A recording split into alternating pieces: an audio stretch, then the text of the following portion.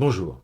Est-ce que vous aussi, vous êtes comme moi, avoir plein d'idées en tête, plein d'envies, plein de projets, plein de réflexions, plein de choses que vous aimeriez noter, vous rappeler, repenser plus tard, mais qu'il y a tellement de choses qui tournent dans la tête, on a envie de tellement écrire de choses qu'au bout d'un moment, c'est un peu le bazar, on ne sait plus comment s'en sortir, comment organiser tout ça, et surtout après, comment pouvoir retrouver tout ça et l'utiliser à bon escient. Eh bien, j'ai fait l'acquisition depuis peu d'un livre qui existe déjà depuis quelques années et qui est très très réputé justement dans la prise de notes. En tout cas, qui présente un système de prise de notes qui s'appelle intelligent, How to Take Smart Notes, admettons. Mais qui propose en tout cas, au-delà du système, une réflexion de fond sur la façon qu'on peut avoir de réfléchir à la façon dont on peut concevoir nos notes, comment les stocker, les archiver pour pouvoir les rechercher, les retrouver après pour pouvoir les utiliser, qui, je trouve, sont plutôt pertinentes et en tout cas, moi, ça m'a un petit peu débloqué, ça m'a permis de nouveau commencer à prendre des notes. Donc, si vous le voulez bien, parlons-en.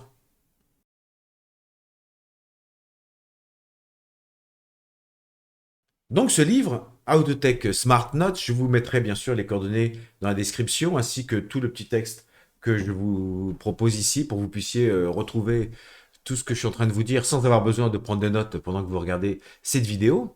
Ce qu'il faut savoir, c'est que le principe de base de ce livre, au départ, c'est vrai qu'il s'adresse principalement à des étudiants, à des chercheurs, à des écrivains, à des gens qui manipulent beaucoup de textes.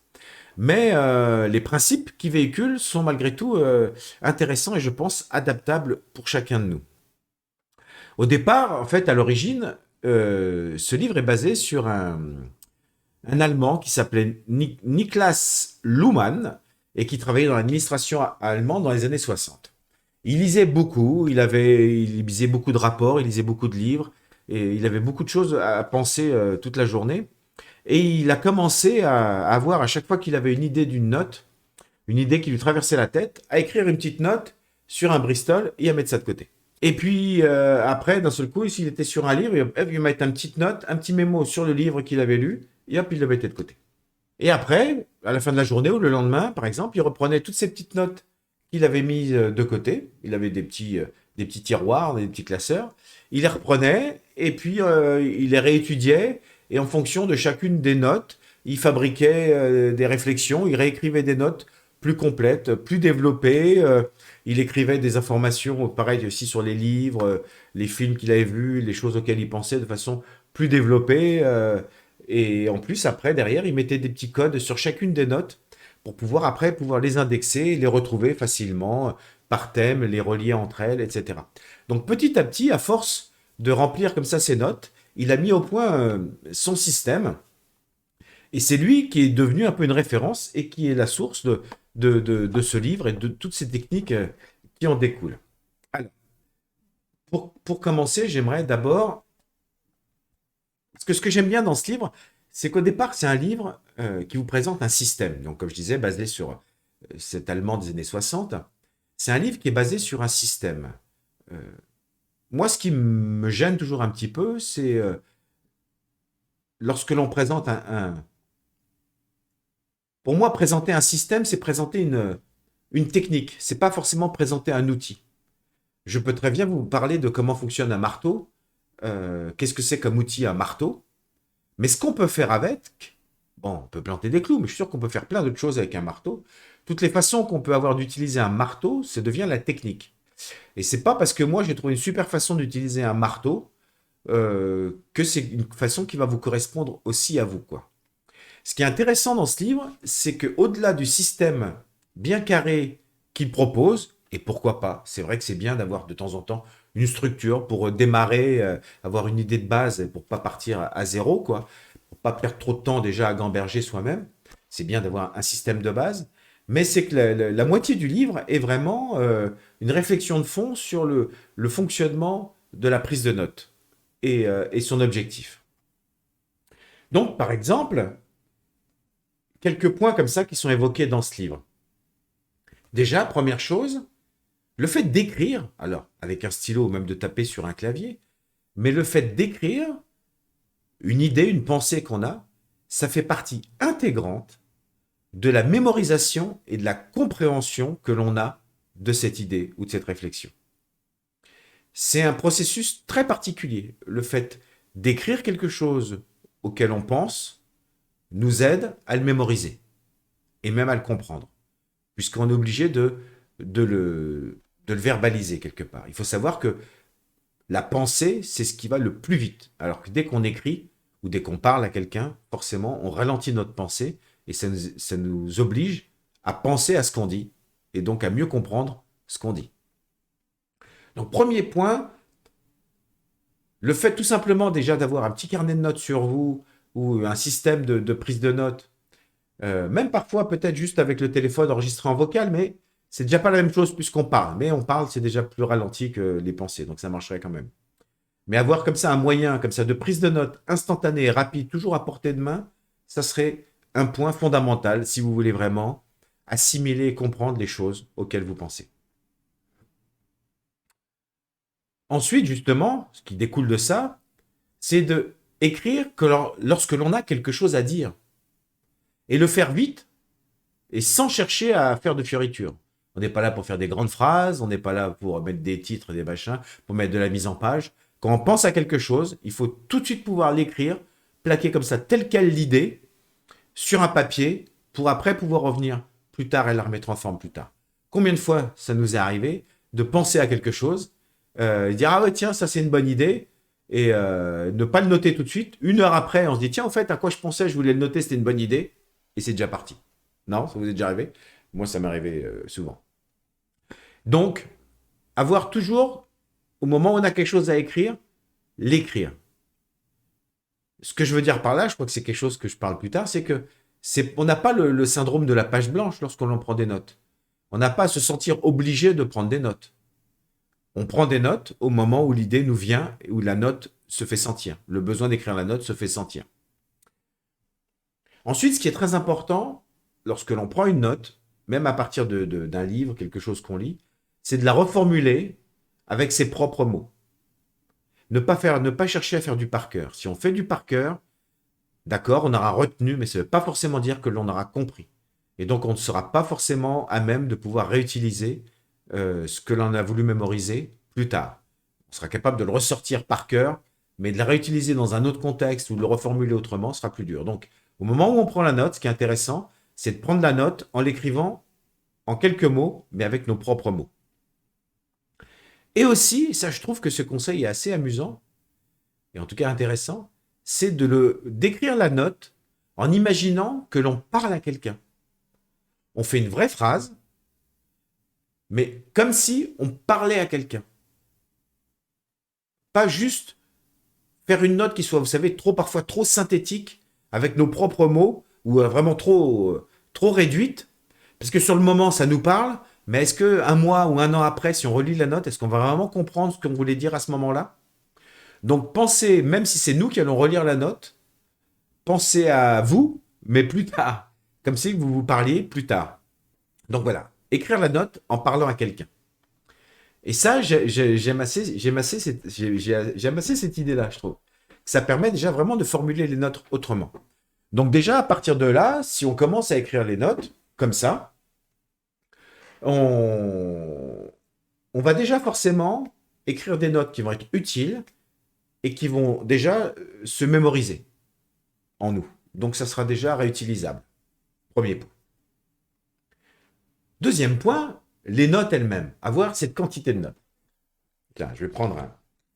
J'ai un jeu de cartes ici qui contient, pour vous donner une petite métaphore. La métaphore du génie.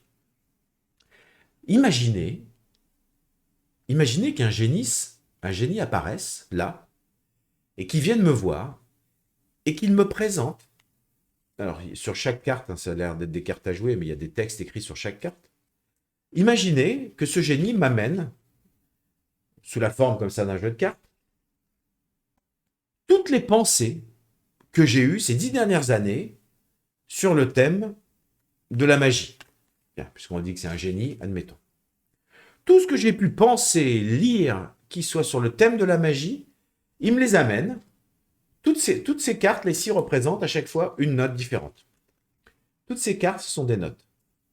Admettons. D'accord? Ce sont toutes mes notes. L'historique de toutes mes notes. Il me les amène, elles sont déjà dans l'ordre. Elles sont déjà dans l'ordre, ces notes. Et la seule chose que le Jenny me propose, c'est d'en faire un livre ou une conférence.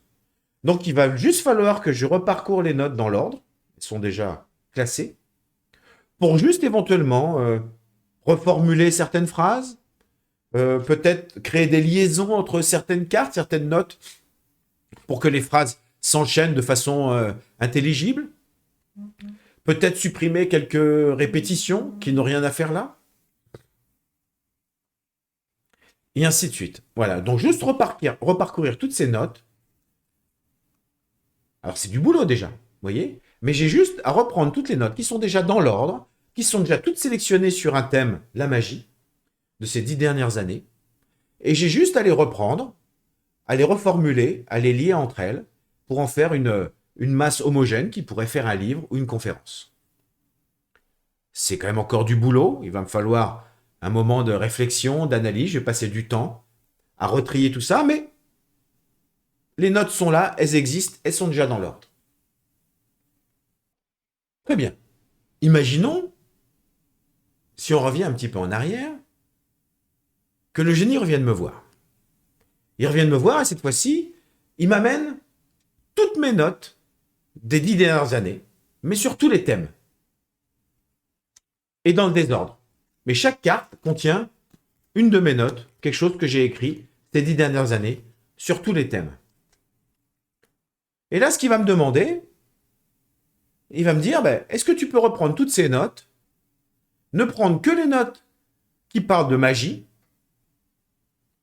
et mets-les dans l'ordre pour qu'elles puissent commencer à avoir une certaine cohérence, pour que plus tard, quelqu'un d'autre puisse les reprendre pour en faire un livre ou une conférence.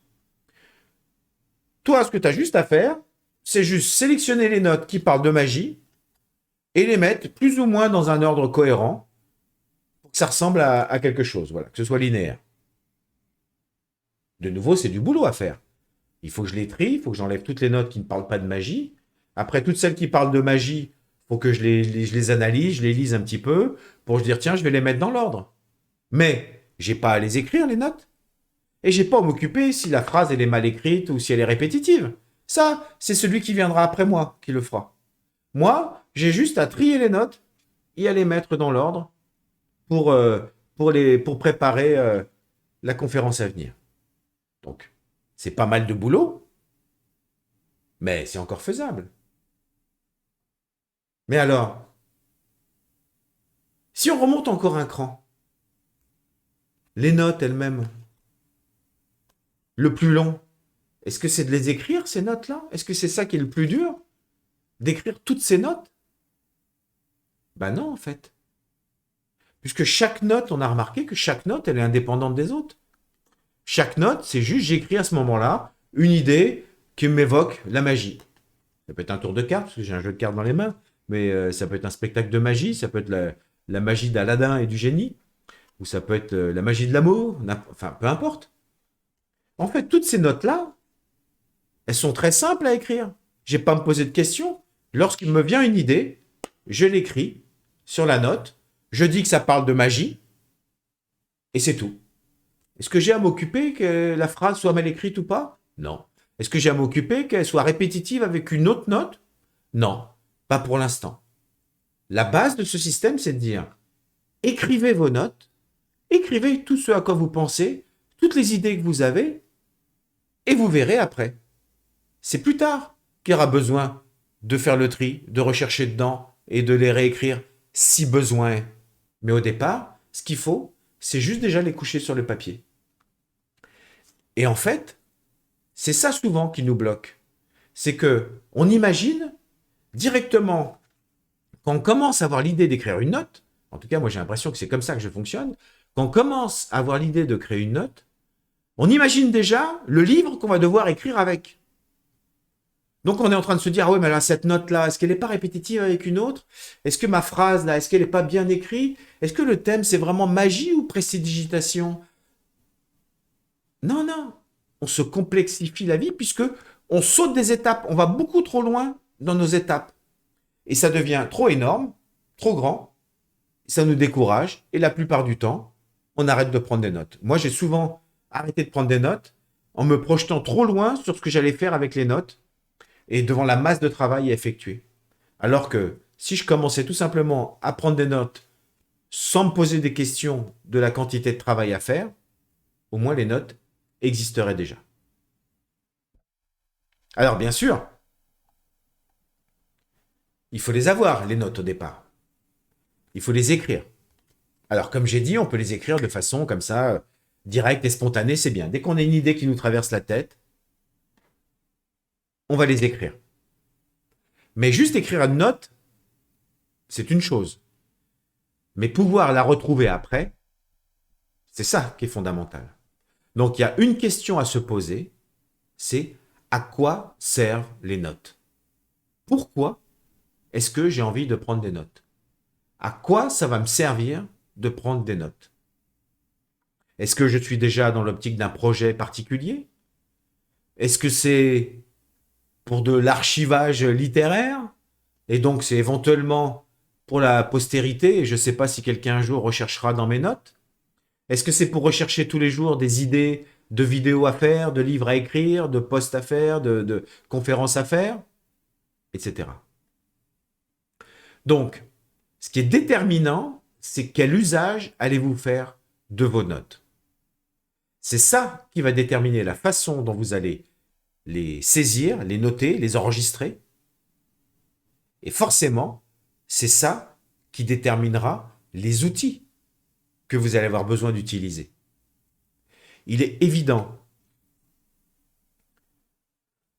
que si je vous mets devant votre bibliothèque, admettons, j'appelle encore mon copain le génie, et on va devant votre bibliothèque, tous les trois, et je demande au génie de faire apparaître sur votre mur tous les livres que vous avez lus de votre vie. Et là, je vous dis, allez-y, reprenez tous les livres et faites des notes. Moi, je sais pas vous, mais ça serait carrément non seulement effrayant, démoralisant et démotivant, quoi. Je pense qu'au bout du 10e livre sur lequel on a pris des notes, on n'y verrait aucun intérêt, quoi. À quoi ça me sert de faire ça? Vous voyez? Si j'ai pas de motivation, on va prendre des notes de plus en plus rapides et ça n'aura aucun intérêt, aucune utilité à venir. Par contre, admettons que je vous dise, tiens, j'envisage de faire une conférence sur les coccinelles le mois prochain. Ça change un peu de la magie. Et j'aimerais que dans tous vos livres, vous me trouviez toutes les références aux coccinelles et toutes les notes que vous pourriez utiliser dans les livres que vous avez lus sur les coccinelles. Là, déjà, premièrement, ça irait beaucoup plus vite, parce que je pense qu'il y a plein de livres que vous pourriez directement exclure en sachant d'avance que ça ne parle pas de coccinelles. Ensuite, vous ne prendriez donc que les livres qui éventuellement évoquent les coccinelles. Vous prendriez des notes très ciblées, très résumées en disant tiens, dans tel livre, il parle de l'élevage des coccinelles ou du vol des coccinelles. Et en plus, la motivation serait présente, puisque vous savez que l'objectif, c'est de faire une conférence sur les coccinelles. Donc, vous pourriez comme ça parcourir tous vos livres rapidement, facilement. Il y a du boulot quand même, mais au bout du compte, vous seriez capable de me ressortir toute une référence de classification de vos livres avec toutes les références sur les coccinelles. Et en plus, cerise sur le gâteau, si je reviens vous voir un an plus tard et que je vous dis tiens, au fait, je voudrais refaire une conférence sur les coccinelles, est-ce que tu pourrais me donner quelques livres sur lesquels je puisse m'appuyer pour ma conférence? Vous avez déjà fait le travail d'indexation, vos livres sont déjà classifiés, vous avez déjà repéré tous les thèmes coccinelles, donc en 2 minutes, vous êtes capable de nouveau, cette fois-ci, de répondre à ma question sur les coccinelles. Chose que vous n'auriez pas pu faire avant. Donc, tout cela pour dire quoi?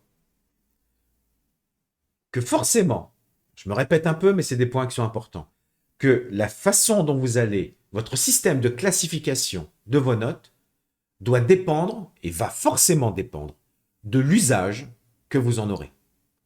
Dans quel but voulez-vous saisir des notes? C'est la première question à se poser. Deuxièmement, si vous voulez reprendre de l'historique, c'est-à-dire repartir sur des livres que vous avez déjà lus, Donnez-vous un thème. Donnez-vous un objectif. Donnez-vous un thème. Pour que ce soit plus agréable et plus motivant de reparcourir les livres. C'est toujours très dur. Il y en a sûrement qui adorent faire ça, peut-être.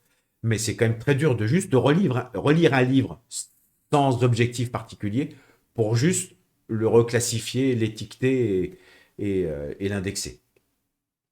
Mais pourquoi pas. Donc, donnez-vous un thème. Ça peut être une petite astuce qui peut permettre de faire un premier tri déjà dans vos livres.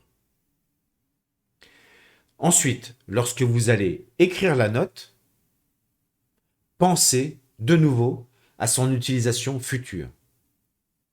Ce que je veux dire, et je pense que c'est quelque chose que je vais redire plusieurs fois, c'est lorsque vous allez donner une étiquette, un thème à cette note, bien sûr, c'est intéressant de savoir que vous parlez d'un livre et que ça parle de magie. Mais pensez à mettre des étiquettes liées à une utilisation future. Pensez toujours au fait que le principe de base quand même de saisir une note, c'est pour un jour pouvoir la rechercher. Si c'est pour qu'elle soit jamais recherchée par personne, ne serait-ce même pas par vous, il n'y a pas grand intérêt à avoir une note si jamais personne ne les consulte. Mais si on consulte des notes, c'est toujours avec un objectif, a priori, avec une recherche, un objectif particulier. Donc, par exemple, mes notes sur la magie, est-ce que je vais mettre, par exemple, comme objectif, je peux mettre spectacle, public, cabaret. Bon, spectacle, c'est bien, par exemple. Ce qui veut dire que plus tard, si je cherche mes notes parce que j'ai envie de faire un spectacle, vous voyez, naturellement, toutes mes notes sur la magie vont ressortir. Mais les notes sur la magie, sur les théâtres, sur les costumes, sur des musiques, sur des idées d'histoire, sur, vous voyez, tous les autres thèmes qui seront quand même utiles pour fabriquer un spectacle, toutes ces notes réapparaîtront quand même. Donc, quand vous étiquetez, quand vous labellisez vos notes, pensez utilisation future, pensez recherche. Et enfin, moi, c'est ce que j'ai fait. Le plus simple aussi, pour démarrer, c'est de démarrer. Commencez avec le prochain livre que vous allez lire. Plutôt que de vous dire, tiens, tous ces livres que j'ai lus, j'ai pas pris de notes dessus, tiens, j'aurais dû. Si vous ne trouvez pas un thème pour vous permettre de reprendre un peu vos anciens livres et de recommencer à saisir des notes dessus, eh bien, faites-le avec le prochain livre ou la prochaine vidéo que vous allez lire ou voir. Moi, je viens de le faire ce matin avec une vidéo. D'un seul coup, je regardais une vidéo sur YouTube, une conférence qui était intéressante. Et naturellement, j'avais déjà démarré la vidéo. Je n'ai pas percuté tout de suite. Je me dis, tiens, mais attends, hop, j'ai lancé un logiciel et j'ai commencé à saisir des notes sur ce que disait le conférencier ou sur ce que ça m'inspirait, etc., quoi. Donc voilà. Donc commencez dès le prochain livre et après vous verrez. Je reviendrai sur ce point un petit peu plus tard. Le système lui-même. Alors, je vous parle un petit peu du système qu'a mis en place notre ami Niklas dans les années 60. Donc, comme je vous disais, voilà, je vais prendre un petit bloc-notes. Dès qu'il lisait quelque chose, dès qu'une idée lui venait, qu'est-ce qu'il faisait? Hop, il écrivait sa note tout de suite. Il la mettait de côté, dans un petit tiroir. Il appelait ça les fleeting notes. Donc moi, j'appelle ça les notes brutes de pomme. Première note, il l'écrit comme ça, c'est tout. Je pense à quelque chose, hop, je l'écris, il le met de côté. Ça peut être un post-it sur le mur, mettez ça sur un ordinateur où vous voulez. Mais voilà. Et plus tard, alors, quelques heures après maximum, enfin, vous voyez, l'idée c'est de revenir après sur ces notes-là. Donc il pouvait revenir plus tard sur ces notes-là. Il fallait bien sûr qu'il n'y ait pas trop de temps qui soit passé pour que ce soit quand même un tout petit peu frais quand même dans son esprit. Il reprenait dans son petit tiroir toutes ces notes brutes, une par une. Et il la relisait, il disait, ah oui, à partir de cette note brute, cette réflexion de base, qu'est-ce que je peux faire avec? Et alors il regardait dans ses autres notes existantes, déjà, il disait, bah tiens, est-ce que cette note-là ne va pas pouvoir me créer un nouveau thème, une nouvelle note générique de base?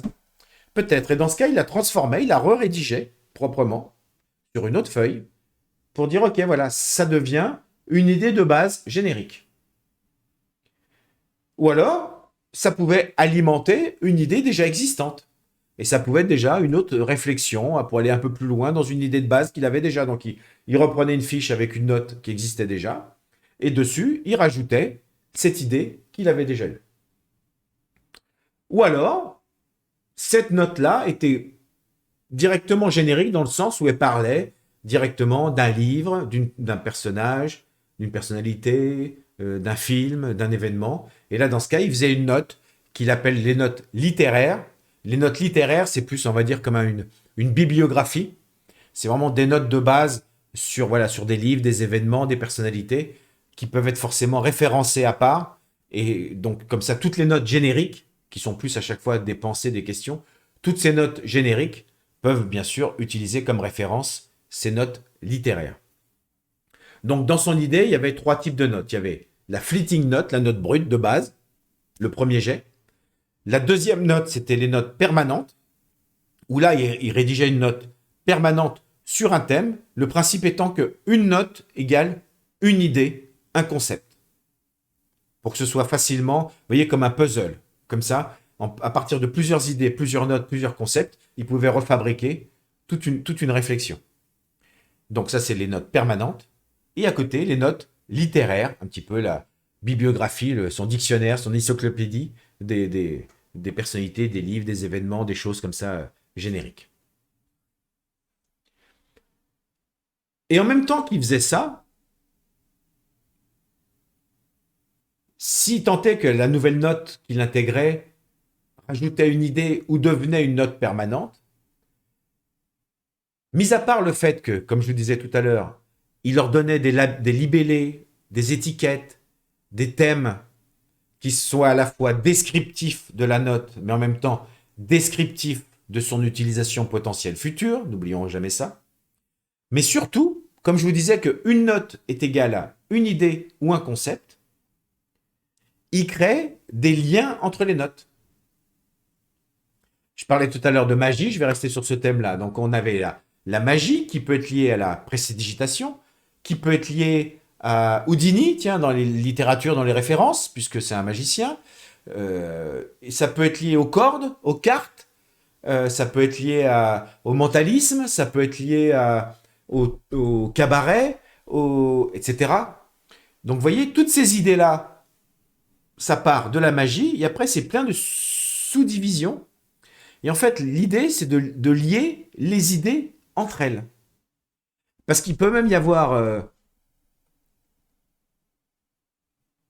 je dis n'importe quoi, mais je peux avoir un livre qui me parle de quelqu'un qui escalade une montagne.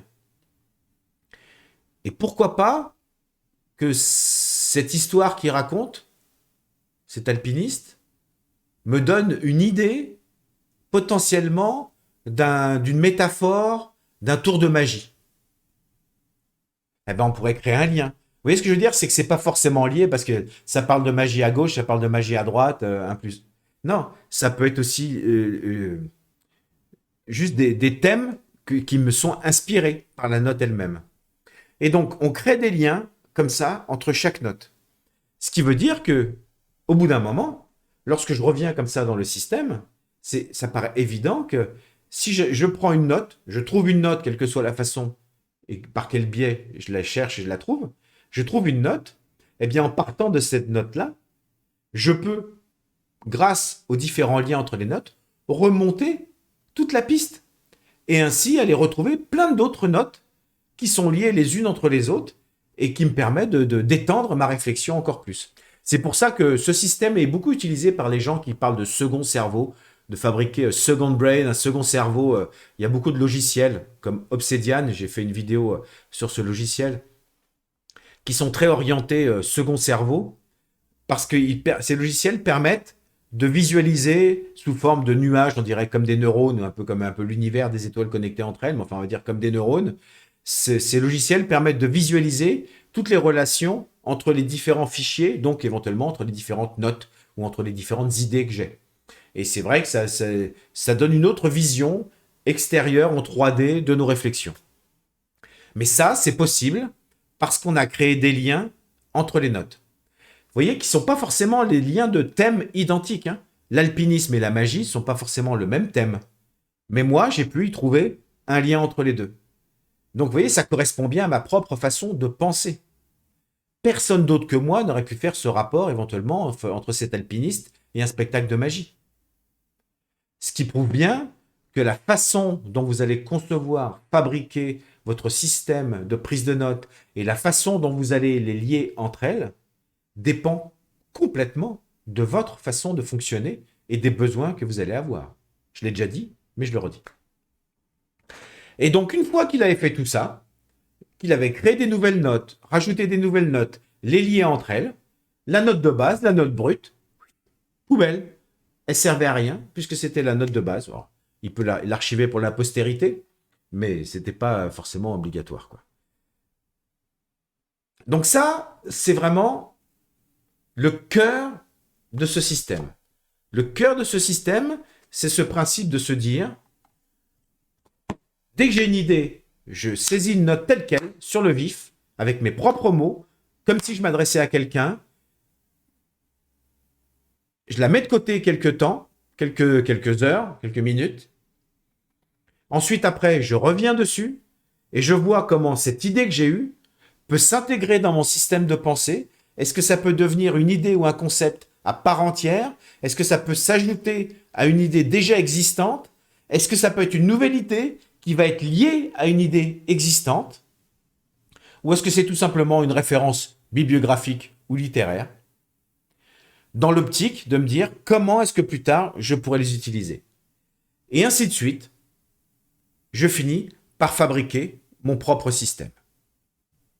Donc ça, c'est vraiment le cœur. Je vous ai parcouru là, c'est vraiment, j'ai voulu vous transmettre le fond de ce que j'ai ressenti dans ce livre et un peu de la forme, de la façon dont on a de jongler avec ces notes brutes, les notes permanentes et les notes littéraires. Bien sûr, après, dans le livre, il est très intéressant à lire. Il développe d'autres concepts. Il va un peu plus loin. Il donne plus de conseils en termes de prise de notes. Quel type d'outil serait le plus adapté ou pas. Voilà. Mais ça, je considère que d'abord, ça peut être vachement intéressant que vous le lisiez vous-même.